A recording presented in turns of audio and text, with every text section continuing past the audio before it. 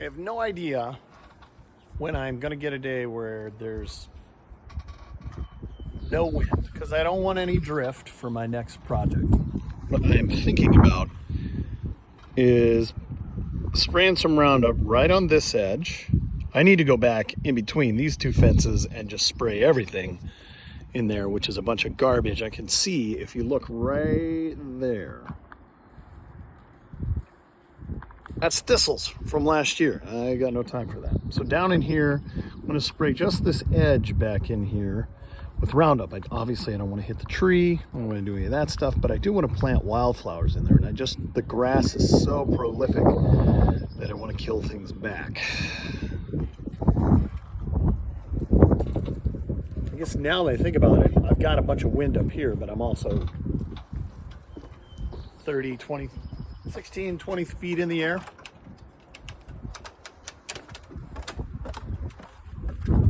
So let's go down here and check it out. A little more swirling.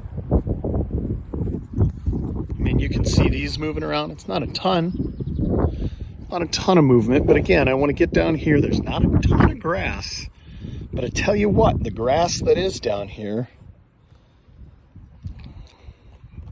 pretty aggressive. So I want to spray just a swath of this all the way out, right up to their fence, around the head, right through here, all the way down, because there's a little bit of it and it just gets long, and when you're trying to get small tiny sprigs of stuff, it's a real pain. And these guys came up, but I'd love to have a whole row of them all the way down here, maybe even stuff that goes all the way out there, but we shall see what we shall see. It's normal, right? Okay, maybe I'll go get some Roundup, spray some of this down. Last year what I tried to do was put some soil on top of what was already here, and the grass was so aggressive that it just grew right up through it, and I had a mess on my hands. Same thing over here. I mean, the grass was super tall and long, which isn't bad, but I'd love to avoid that. No leaves yet, but we're coming. And this, interesting. Because you remember, this was the original one, and this is everything that popped up this last year, which I see some buds here. I trimmed everything up to about here. It's just 10 feet tall right now. I'd be tickled if that thing were 15, 16 feet tall. Sorry. Yeah. 16, 17 feet tall by the end of the year, with a nice solid trunk moving all the way up. This has got all of the cardboard down. Same thing here. I just want to hit this edge with glyphosate Roundup.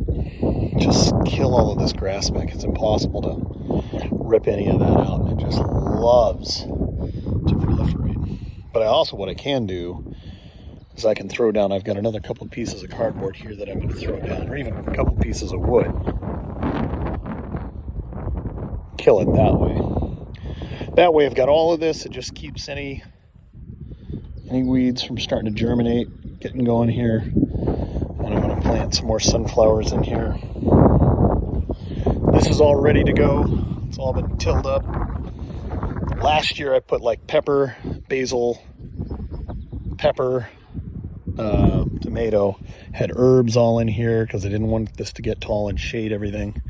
And then I put my taller tomatoes in the back row. Well, tomatoes this year, I'm going to put Cherokees down in here.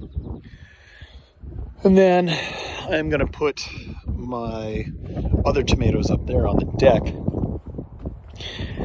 I think on that front edge, I'll put, you know what? I'm going to put pumpkin in here. And then I will put in there summer squash and zucchini. And then over here, I'll put pepper, and some basil.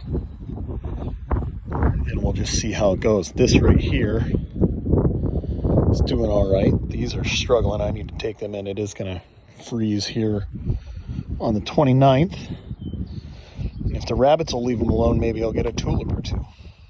But I think that's kind of how we're going to do things. I always have put, a summer squash or a zucchini on this corner, and they just do not make it. And this has always been some type of Roma tomato, and I don't have any great support structure here to hold them up.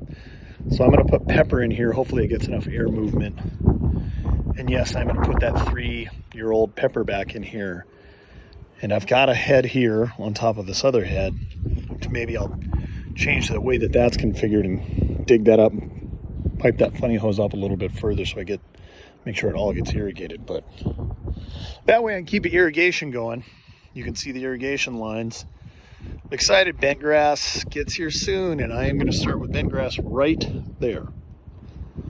And I am going to rip that all up with a scarificing tool that Tom's got. I'm going to borrow that from him. That's going to get all ripped up, not killed, but I'm going to rip it up and I'm going to overseed it with bent. I'm going to water the heck out of it because I can do that there, kind of in this central region. And I'm just going to see how the bent performs. Ideally, this will be a green of some sort.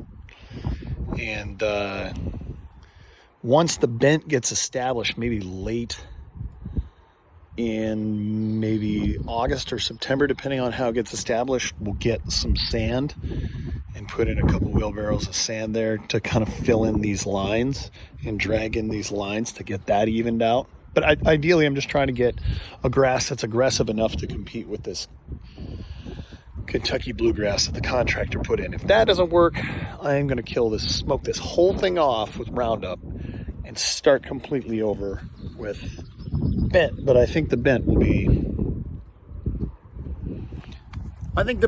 be assertive enough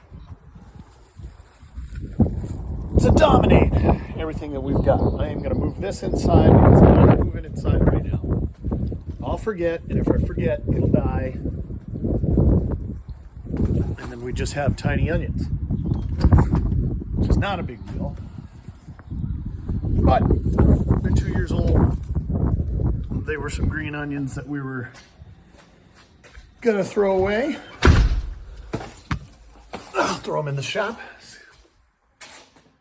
Keep them warm. And over here, got some jalapenos in here. I think this is my pumpkin, zucchini, summer squash, and then I've got broccoli, you can see. This is everything that's inside. Never had a tomatillo, but I got a whole rack inside, so.